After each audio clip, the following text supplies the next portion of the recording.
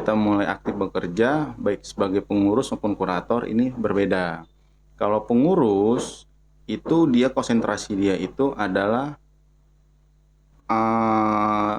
gimana caranya menyatukan antara debitur dengan kreditur. Ibarat kata nih, pengurus ini adalah sebagai jembatannya debitur untuk melakukan restruct utang-utangnya kepada krediturnya. Itu sebenarnya.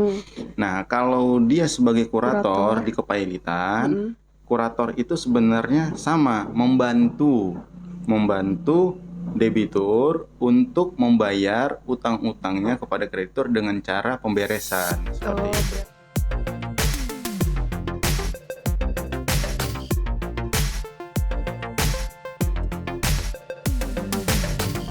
Oke guys, kenalin, gue Abdena, mahasiswi semester 6 FHUGM, sekarang lagi magang di The Employers. Halo, gue Aisyah, mahasiswi semester 6 FHUGM, lagi magang juga di The Employers. Dan selamat datang di podcast kami, 9 AM Knowledge. Oke guys, jadi pada episode podcast kali ini kita udah kedatangan seorang lawyer sekaligus pengurus dan kurator ya Bang dalam PKPU dan Kepailitan. Iya, benar. Dengan Bapak Hendy Rizky Hasibuan SHMH CRA. Oke, panjang ya Bang. Jadi sekarang manggilnya Bang Hendy, Bang Rizky, Bang Hasibuan, Bang SH, Bang MH atau gimana nih Bang? Bang Hendy boleh, Bang Rizky boleh, senyamannya aja. Oke, nyamannya Abang apa nih Bang? Balik lagi. Bang Hendy aja. Bang Hendy aja, oke. Jadi teman-teman, Bang Hendy ini adalah seorang lawyer di Jakarta Selatan ya Bang? Iya, benar. Oke, mungkin pertama-tama Bang Hendy bisa jelasin dulu riwayat pendidikan Bang Hendy yang dari kuliah aja Bang, S1 di mana, terus S2 gitu. Oke, S1 saya itu di UII, tetangganya teman-teman juga di Jogja. Yang kedua di sini Trisakti. Di Trisakti? Iya. Oke. Mungkin untuk membuka diskusi pada episode podcast kali ini, pertama-tama yang aku dan mungkin teman-teman juga tanyakan, apa sih sebenarnya profesi pengurus dalam PKPU itu Bang? Sebenarnya profesi pengurus itu sama halnya dengan kurator.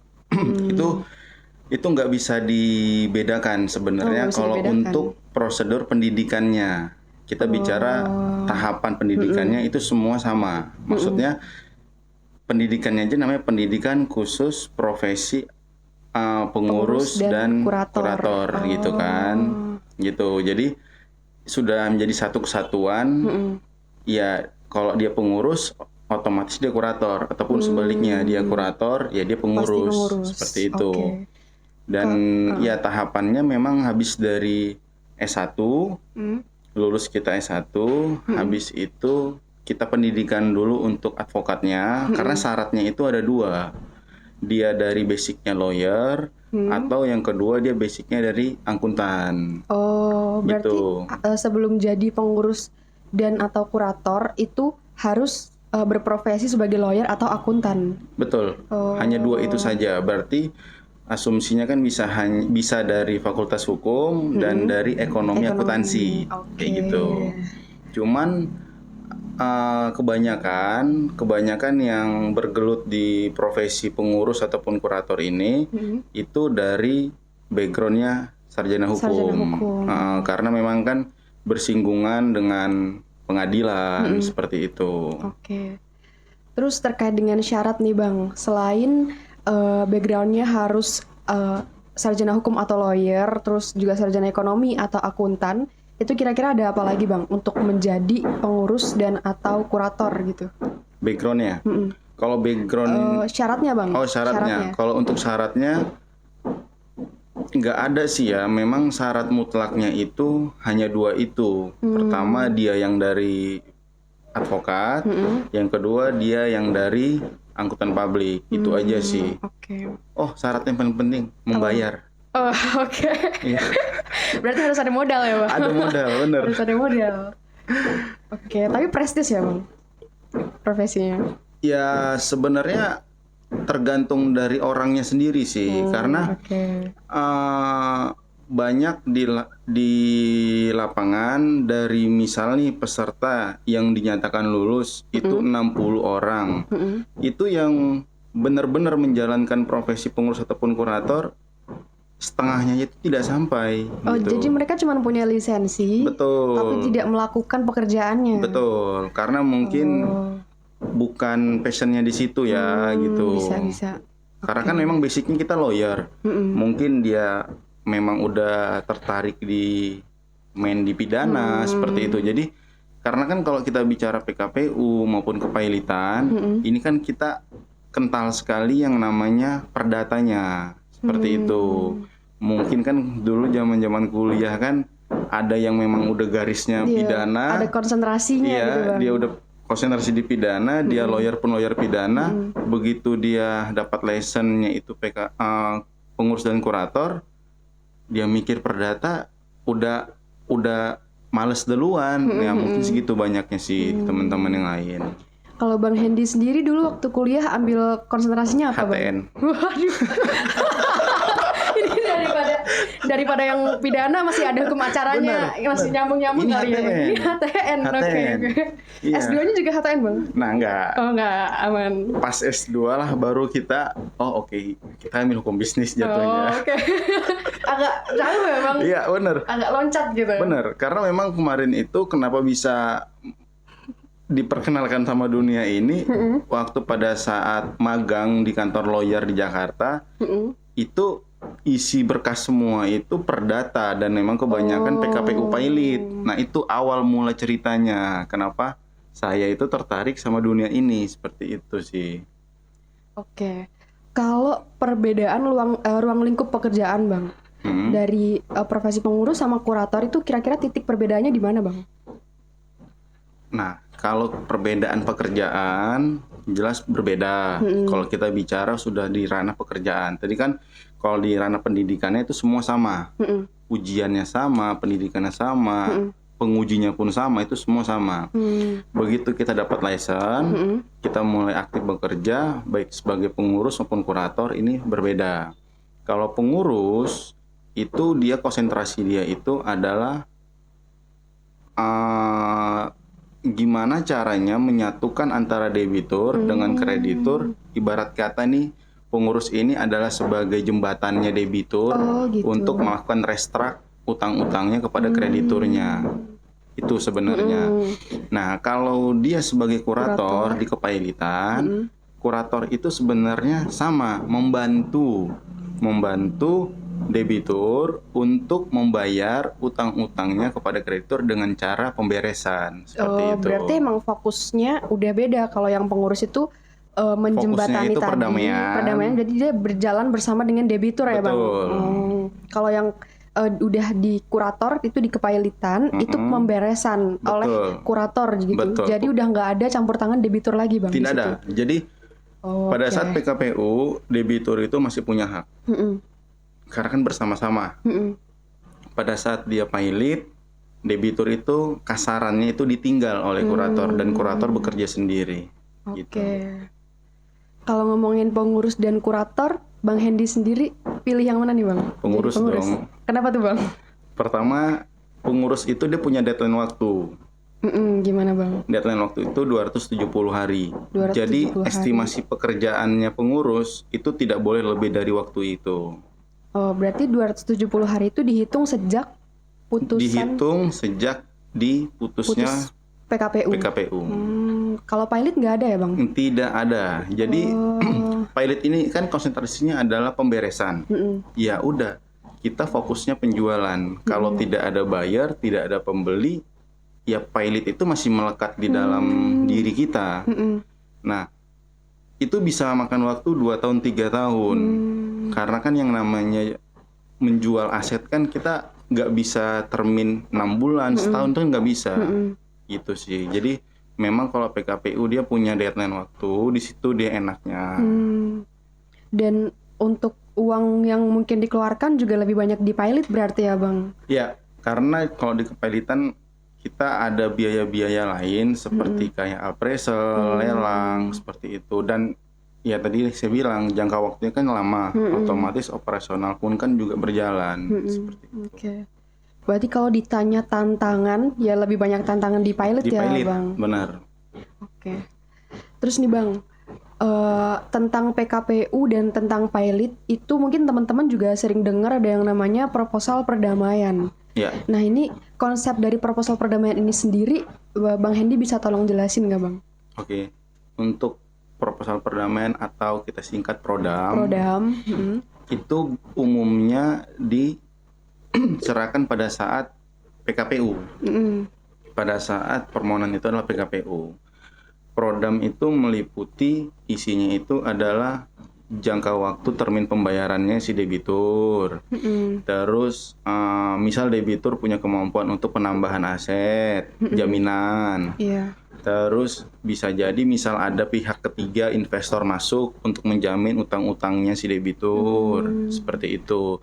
Yang pada isinya sih proposal ini itu sifatnya meyakinkan si kreditur kalau debitur ini punya kemampuan untuk membayar, seperti itu.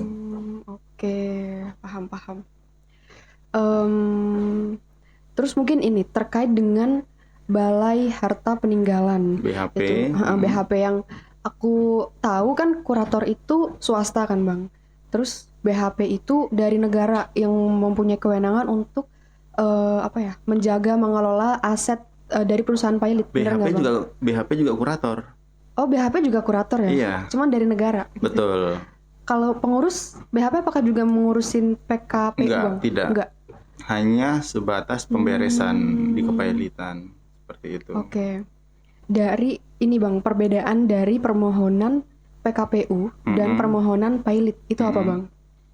Jangka waktu perbedaan itu hukum acaranya sih sebenarnya. Hukum acaranya dulu dari jangka waktu tadi ya Bang? Iya, jangka waktu. Kalau kita bicara PKPU itu permohonannya durasinya dalam proses persidangan itu 20 hari. Sementara kalau untuk kepailitan itu 60 hari. Itu baru perbedaan di hukum acaranya. Baru hukum acara. Belum lagi nanti mekanisme di saat PKPU dikabulkan dan kepailitan dikabulkan. Nah ini pun udah beda lagi gitu. Kalau PKPU tadi kan ada terminnya 270 hari. Kalau yang pilot ya sampai selesai pemberesan, sampai selesai. Ada nggak sih Bang perusahaan yang langsung mengajukan permohonan pernyataan pilot tanpa lewat PKPU dulu gitu Bang? Mungkin pada prakteknya ada, cuman kalau kita pakai kelaziman itu tidak lazim jatuhnya, karena spiritnya itu kan berarti kan kalau ada perusahaan pribadi volunteer jatuhnya. Kalau dia volunteer terhadap dirinya, tapi untuk pilot, menurut saya sih itu nggak lazim. Kenapa? Kalau memang tujuan dia untuk restruct, dia ajukan PKPU. Kalau emang tujuan dia untuk bubar, dia bukan pilot ranahnya, tapi apa? Likuidasi. Berarti mengajukan permohonan likuidasi. Betul. Gitu Bang. Kalau memang tujuannya ingin bubar, gitu. Tapi kalau opsi yang dipilih dia pilot, ya mungkin pada prakteknya ada. Cuman kalau kita pakai logika, kita nggak masuk tujuan dia ini apa sebenarnya gitu. Oke. Terus kalau misalnya lewat PKPU dulu nih Bang, berarti kan yang ngurusin tuh pengurus kan Bang. Betul. Terus apabila dalam jangka waktu 270 hari proposal perdamaiannya itu tidak mendapatkan titik perdamaian gitu, tidak diterima oleh kreditur. Nah, berarti akan dinyatakan pilot kan Bang perusahaan itu? Ya, secara otomatis si debitur insolvensi di situ. Oh, nah di situ berarti udah pindah ke tugasnya kurator Bang. Ya. Benar. Nah, biasanya apakah tim pengurus yang sebelumnya itu bakal jadi tim kurator nanti kalau misal dia udah pilot gitu Bang? Ya, jadi mengenai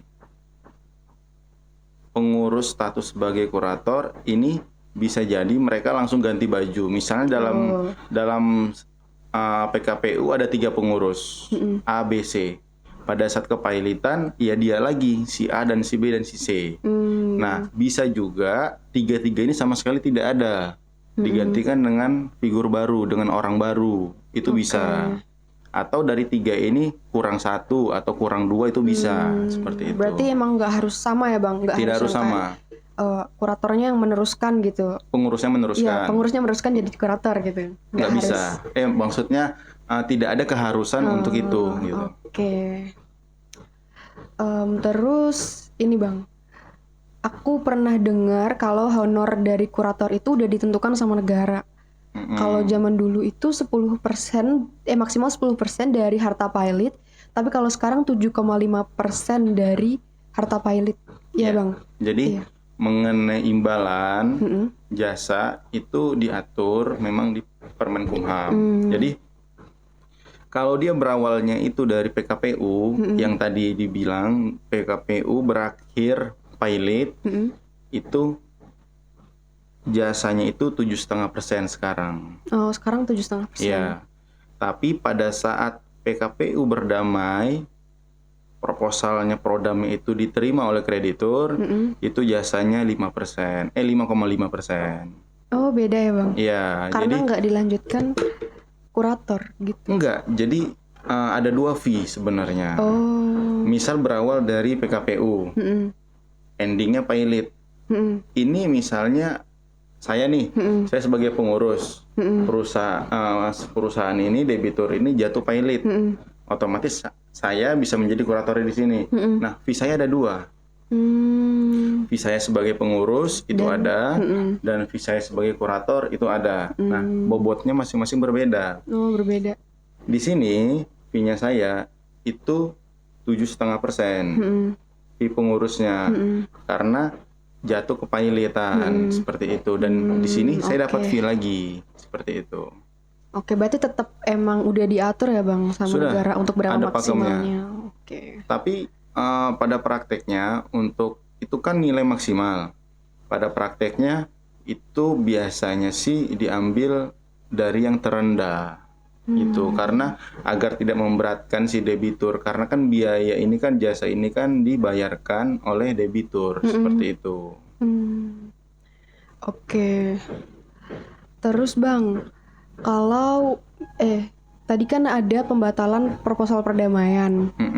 Nah, itu apakah setelah pembatalan proposal perdamaian terus kan dia berarti pilot kan Bang? Betul. Nah, tapi kalau misal dalam keadaan force majeure Bang. Nah, terus jadi proposal perdamaian itu tidak dapat dipenuhi karena force majeure. Apakah itu membuat dia pilot juga atau bisa semacam ditangguhkan gitu Bang? Jadi gini, di dalam prodam itu nanti memuat aturan-aturan yang tadi itu mengenai force majeure, segala macam itu semuanya ada. Semuanya ada. Force majeure pun itu harus dijelaskan itu apa-apa saja seperti itu. Kan misal bisnisnya bisa jadi force majeure itu dimasukin juga itu meliputi bidang usahanya dia. Nah, jika terjadi force majeure, terus ada kreditur yang melakukan pembatalan, homologasi. Ya silakan dibuktikan di dalam proses persidangan itu. Kalau memang terjadinya adanya force majeure tersebut, seperti itu. Jadi tidak ada kalimat ditangguhkan, terkecuali memang sudah mendapatkan keputusan dari majelis hakim. Tetap semuanya itu dibuktikan dalam persidangan oleh si pemohon pembatalan tersebut. Oke deh. Terus Bang, terkait dengan, aku pernah baca gitu Bang di Undang-Undang KPKPU, itu pasal kalau nggak salah 135 ayat 1, dinyatakan bahwa putusan PKPU itu tidak dapat diajukan upaya hukum. Iya, tapi ada putusan MK di tahun 2021 yang menyatakan bahwa putusan PKPU dapat diajukan kasasi. Nah, itu gimana Bang penjelasannya? Kenapa saling bertentangan gitu Bang? Nah, kalau untuk permohonan yang bisa diajukan kasasi itu adalah permohonan pilot. Itu bisa diajukan kasasi. Nah, yang dimaksud di putusan MK itu misal seperti ini, proposal perdamaian. Proposal perdamaian itu di voting. Voting mayoritas menolak. Akibat hukumnya adalah pilot. Nah, objek inilah yang dikasasi sebenarnya. Objek ini yang dikasasi. Jadi siapa sih pelaku kasasinya? Ya kreditur. Oke. Kreditur ataupun debitur sebenarnya. Debitur juga bisa ya Bang? Bisa. Nah, bahkan ada juga kasasi itu terkait dengan misalnya nih si debitur dihomologasi, ya kreditur itu menerima, itu bisa juga dilakukan kasasi. Padahal hasilnya kan bagus tuh, tapi bisa tuh dikasasi. Karena ada pihak-pihak mungkin yang menurut dia ini prodamnya ini tidak sesuai, seperti itu. Ini prodam yang dibikin ini itu mengandung unsur itikat tidak baik, seperti itu. Makanya bisa dikasasi. Iya. Oke, I see. Terus Bang, di dalam PKPU itu kan ada tahapan yang tadi Abang bilang ada restruct. Terus kalau yang verifikasi kayak gitu apakah juga masuk dalam restruct itu Bang? Atau udah beda tahapan lagi? Itu satu kesatuan Satu sebenarnya. kesatuan. Verifikasi daftar tagihan itu juga ada di dalam kepailitan. Jadi PKPU yang jadi gini, pada saat PKPU agenda-agenda rapatnya itu adalah kita jadwalkan untuk kreditur mendaftarkan tagihannya. Baru kita jadwalkan untuk si debitur dengan kreditur mencocokkan tagihannya, itulah verifikasi. Nah, hal ini juga kita akan lakukan kembali pada saat debitur itu pilot. Tetap, jadi ibarat kata bukan berarti pada saat di sini sudah terjadi di pilotan kita skip, enggak. Tetap kita open lagi nih, kita bikin pengumuman koran lagi, ada. Walaupun kreditur yang di sini sudah mendaftar tagihannya, di kepailitan wajib mendaftarkan kembali tagihannya dan wajib dilakukan verifikasi kembali tagihannya. Seperti itu. Nah, mengenai restruct sendiri tadi, itu cuman ada kan di sini pembahasan proposal dia. Di situ. Jadi pembahasan proposal itu terjadi hanya di PKPU. Iya. Kalau di kepailitan itu bisa terjadi pembahasan proposal, tapi pada saat permohonan itu bentuknya permohonan pilot. Iya. Jadi bukan yang lewat PKPU ya Bang? Bukan. Karena kalau dia sudah lewat PKPU, dia dinyatakan pilot, udah jatuh insolvensi, sudah tidak ada lagi haknya kepada debitur untuk mengajukan prodam. Tapi pada saat permohonan itu masuknya registernya adalah permohonan pilot, debitur masih punya hak untuk mengajukan prodam. Dan dilakukan voting kepada krediturnya. Itu masih bisa. Oke, terus terkait dengan pencocokan piutang tadi Bang, aku pernah dengar ada yang namanya sumpah pencocokan piutang. Ada Bang? Saya baru dengar malah. Oh, baru dengar. Baru dengar. Sumpah pencocokan piutang. Jadi berarti emang gak lazim ya Bang itu? Tidak lazim di prakteknya? Gini sih, pada prakteknya sendiri mengenai pencocokan piutang, itu antara debitur dengan kreditur, itu kita pertemukan. Dan mereka itu by dokumen. Jadi debitur memberikan dokumen kepada kita selaku pengurus, dan kreditur juga memberikan dokumen kepada kita selaku pengurus, dan kita lah yang memverifikasi itu. Dan misal nih, aku ambil contoh dari si debitur bilang kalau utangnya dia itu 500, dari kreditur ngeklaim tagihan dia itu 600 misalnya. Nah, ayo mana berkasnya? Kita verifikasi. Kita pelajari berkasnya antara kedua ini di angka mana yang benar. Misal, oh ternyata debitur yang benar, seperti itu. Nah, barulah kita keluarkan daftar tagihan tetap. Nah, itu angka tagihannya kita munculkan 500. Walaupun klaim dari si kreditur 600. Iya. Gitu. Dan itu udah terverifikasi ya, Bang? Sudah. Udah nggak bakal ada perdebatan lagi nih Bang antara kreditur dan debitur. Kalau antara mereka tidak, tapi biasanya yang terjadi perdebatan karena ada perbedaan angkanya kreditur dengan angkanya pengurus, itu nanti si kreditur biasanya melakukan renvoy kepada pengurus. Gitu. Oke, kalau sejauh ini case apa aja Bang yang udah pernah Abang tangani terkait dengan pengurusan PKPU atau pemberesan harta pilot gitu Bang? Kalau yang baru-baru ini itu, kalau untuk PKPU apartemen Green Pramuka. Green Pramuka? Apartemen Green Pramuka. Itu butuh waktu berapa lama Bang dulu, Abang? Itu kurang lebih 45 hari plus 2 minggu, 14 hari. Itu Itu masuknya kalau di dunia PKPU itu cepet atau? Kalau menurut aku sih cepat ya. Cepet ya, Bang? Cepat. Cepat. Kira-kira, Karena itu logikanya mengurusi apartemen yang isinya penghuninya itu ribuan, bukan lagi ratusan. Jadi krediturnya itu ada ribuan, bukan lagi ratusan. Itu menurut aku sih waktu yang singkat dalam proses pengerjaannya. Dan kira-kira faktor yang bikin suatu proses pengurusan itu lebih cepat dan lebih lama itu kira-kira di mananya, Bang? Di negosiasi proposal sih sebenarnya. Waktu yang dibutuhkan bisa sampai mentok di 270 hari tadi itu berkutit dia di proposal, pembahasan proposal antara debitur maunya A tapi kreditur maunya B, seperti itu. Itu sih PR-nya sebenarnya. Kenapa bisa cepat? Ya karena si debitur ini mengakomodir kepentingan dari krediturnya, itu biasanya yang cepat. Oke, berarti tergantung udah klik apa belumnya itu ya, Bang, yang benar. susah. Oke. Terus kalau yang perkara pilot ada nggak, Bang? Yang paling lama kan pilot nggak ada batasnya tuh, Bang. Betul. Kalau perkara pilot itu yang dari tahun 2018 ya, ada sampai sekarang itu masih belum selesai. Berarti masih maintenance terus dong, Bang? Betul. Dari kuratornya. Betul. Wow, Itu pun lumayan. apartemen juga tapi di Balikpapan. Oh, oke. Kalau tadi kan udah sempat aku tanya kan, Bang, yang mana yang lebih banyak tantangannya gitu. Dan ternyata yang lebih banyak tantangannya itu di pilot. Benar. Nah, kalau di dalam proses pengurusan PKPU itu tantangan yang sering Abang rasakan atau sering Abang temui itu apa aja, Bang? Kalau bicara PKPU, kebetulan kan kemarin kan aku jadi pengurusnya Green Pramuka, dan itu banyak banget melibatkan kreditur. Ya penghuni-penghuni di apartemen itu kan luar biasa kan, banyaknya apartemen itu isinya.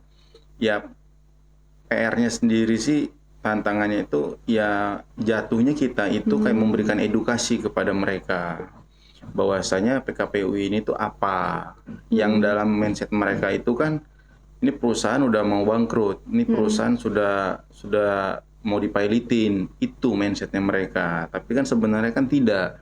Pilot itu sendiri kan tujuan kita adalah pemberesan. Enggak, kalau PKPU sendiri kan fokus kita kan adalah perdamaian kan. Nah, jadi untuk merubah mindsetnya mereka seperti itu, karena ya background mereka kan bukan lawyer atau bukan kurator gitu. Jadi ya memberikan edukasi itu sendiri sih yang waktunya bakalan tergerus tuh di situ. Karena takutnya kalau sekalinya udah diputus PKPU kayak waduh bangkrut nih gitu.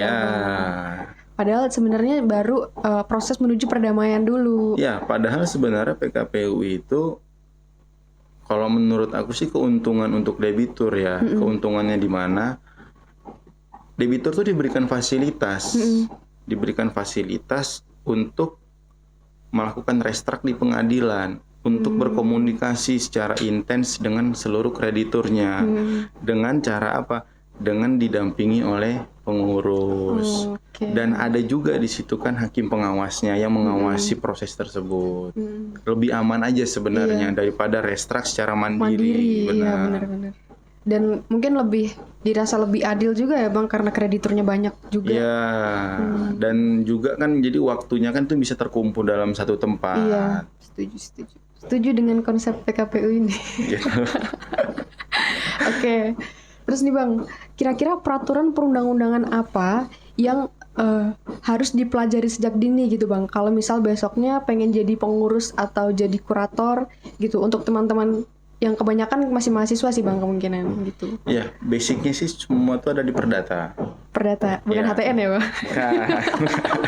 Oke.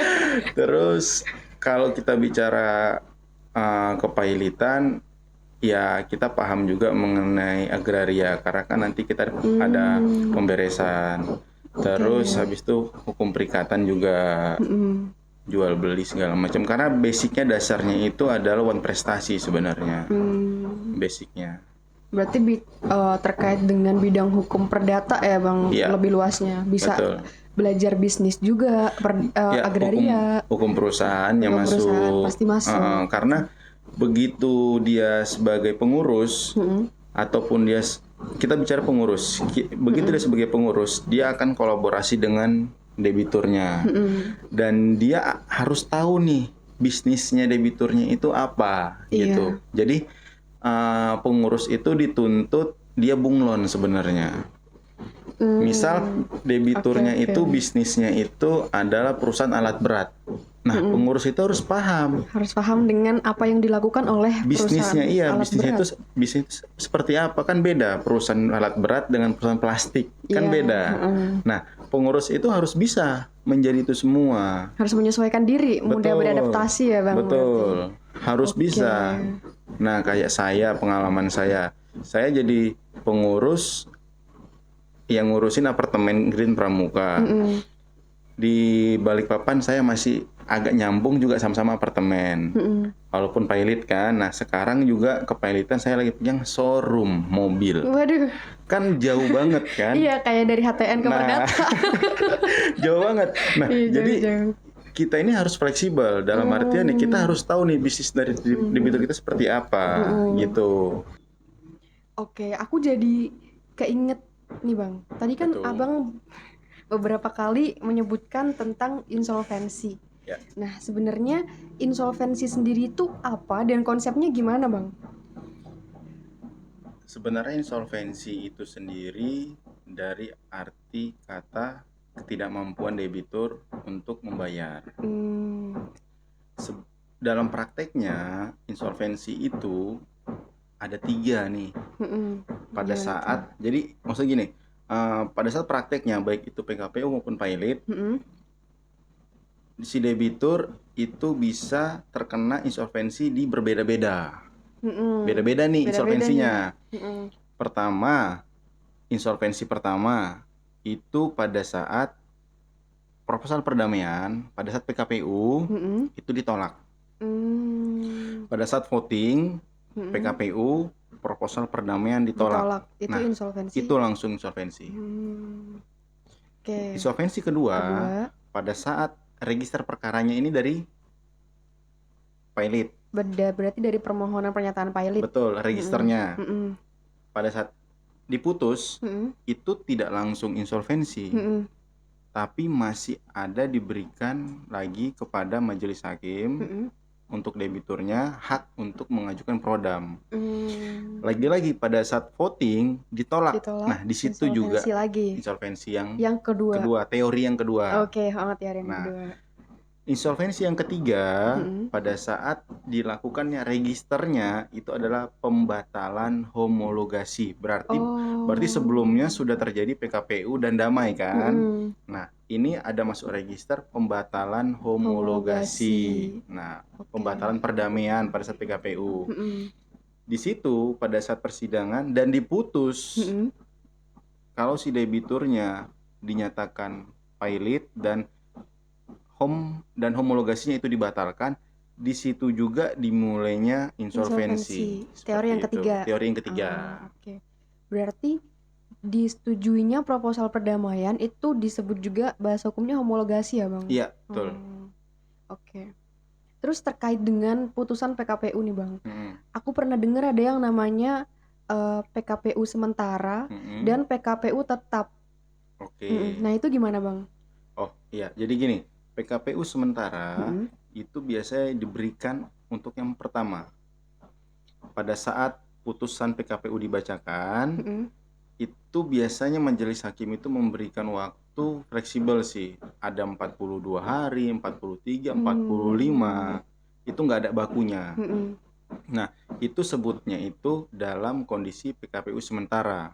Biasanya PTX yang dalam kurung itu loh, dalam PKPU S-nya itu sementara.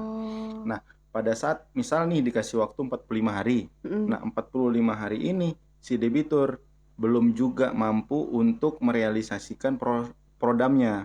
Atau sebaliknya, kreditur belum sepakat terhadap prodamnya. Otomatis ada penambahan. Karena apa? Majelis kan memberikan waktu 45 hari. Iya. Ya, tapi pada saat deadline 45 hari masih belum tercapai nih antara debitur dan kreditur.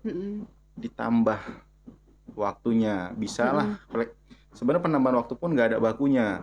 Bisa 30, 40 seperti itu. Nah, Tergantung hakimnya ya bang. betul, ditambah. Nah, ditambah ini sendiri barulah sebutannya PKPU tetap.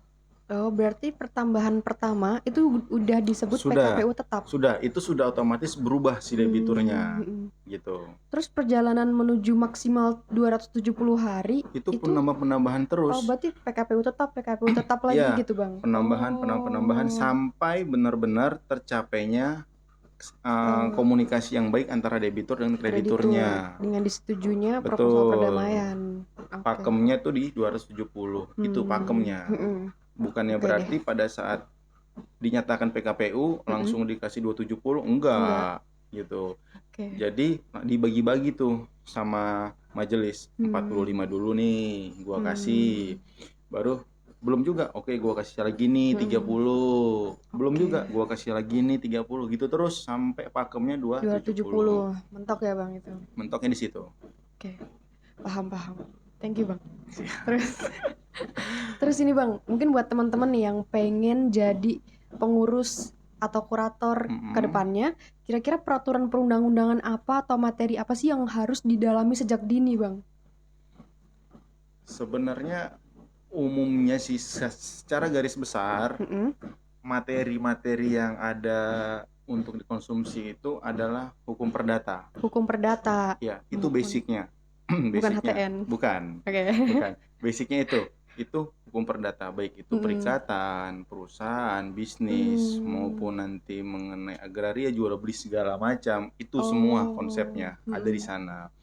Nah, dan kenapa harus ada hukum perusahaan, hukum bisnis bahkan sekaligus itu karena posisinya jika nanti dia sebagai pengurus, dia bersama-sama nih dengan debiturnya untuk melakukan resta kepada krediturnya. Otomatis kan pengurus di sini itu kan nggak mungkin cuman diam mendengarkan komunikasi antara debitur dengan kreditur, tapi kan harus tahu juga nih bisnisnya si debitur ini seperti apa. Harus mendalami juga ya, Betul, dia harus paham dulu nih bisnis ini apa. Nah, apalagi nanti kalau dia sebagai kurator. Itu dia kan udah meninggalkan kreditur debiturnya, otomatis dia sendiri nih. Justru dia harus paham secara dalam bisnisnya debitur dia ini apa, seperti itu. Harus tetap melakukan perawatan ya, Bang, soalnya. Betul, kalau memang ada yang dirawat. Iya. Kan seperti itu. Iya, benar. Nah, makanya jadi si kurator ataupun pengurus di sini tuh ya jatuhnya kayak bunglon. Dia harus paham nih. Dia harus paham semua bisnis, semua bidang usaha. Berarti gitu. harus pintar-pintar berkamuflase ya, Bang. Oh iya, bunglon. Adaptif, iya, bunglon banget. Gitu. Jadi memang fokusnya dia itu bukan hanya sebatas gue taunya cuman hukum doang nih, gitu kan. Nah, nggak bisa. Kita harus tahu juga bisnisnya debitur kita, gitu. Contoh case pribadi aku sendiri, waktu itu aku pegang apartemen, ya. Sekarang aku pegang showroom mobil. Nah, ini kan sebuah hal yang berbeda, gitu. Jauh berbeda. Iya, nah pada saat apartemen, ya kita jadi paham apa sih itu pertelaan, apa sih itu namanya P3 SRS segala macam. Terus batasan-batasan paretnya, misal ada pembuangan gitu kan, pembuangan itu batasnya di mana, tata kota segala macam. Itu kita pelajari jadinya, mau nggak mau. Nah, pada saat showroom ya kita harus tahu nih baterainya mobil itu jangka waktunya, ban itu kalau didiamin lama aja itu bisa rusak walaupun nggak dipakai. Gitu. Jadi kita ini emang harus paham nih bisnisnya seperti apa, gitu. Apalagi perusahaan itu memang mau kita jalankan ataupun ongoing concern. Nah, cuman kalau saya pribadi belum pernah menjalankan ongoing concern. Nah, dia menjalankan ongoing concern, dia harus benar-benar paham. Harus benar-benar in gitu ya, Bang. Benar-benar in, dia nggak bisa nggak fokus gitu. Berarti sebenarnya semakin banyak case yang diurus, semakin multi talenta ya, Bang. Benar. Jadi fokus dia nggak ada. Nggak ada fokusnya. Nggak ada fokusnya. Karena semuanya dia bisa gitu iya, kan. Semuanya bisa. dia tahu gitu. Oke. Dia nggak ada fokusnya. Pasti teman-teman yang suka yang mau jadi multi talenta nih bisa ya Bang, jadi Bisa. pengurus dan kurator. Bisa. Oke.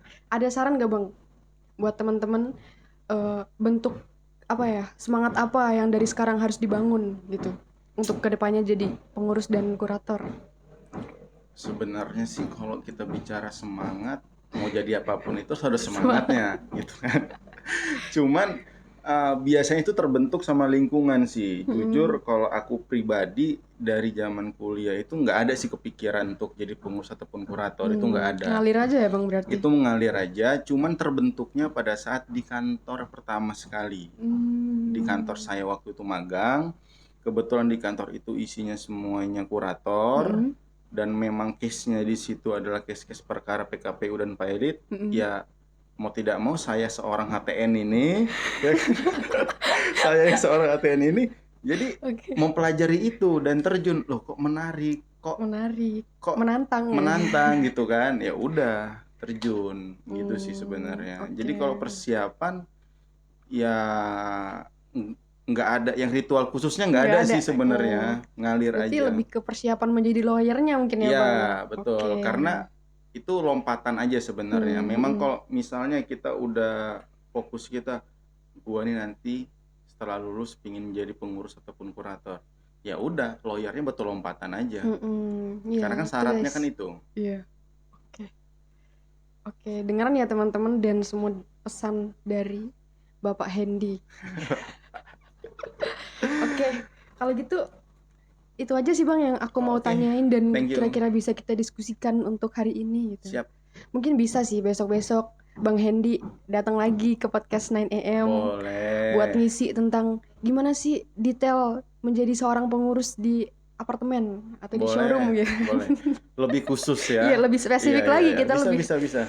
Melejit-lejit gitu Bang. Bisa. Untuk menutup sesi podcast kali ini, Abang ada apa pantun gitu nggak Bang? Ada. Gimana tuh Bang? Kasih Bang. Pergi ke pengadilan pakai dasi. Cakep. Cukup sekian dan terima kasih. Cakep. Oke, kalau gitu thank you banget Bang Hendy udah mau ngisi di podcast kali ini, udah mau berbagi ilmu kepada teman-teman juga. Thank you. Dan terima kasih buat teman-teman yang udah menyaksikan dan mendengarkan podcast 9am Knowledge pada episode kali ini. Sampai jumpa di episode podcast 9am Knowledge selanjutnya. Terima kasih. Thank you. Thank you.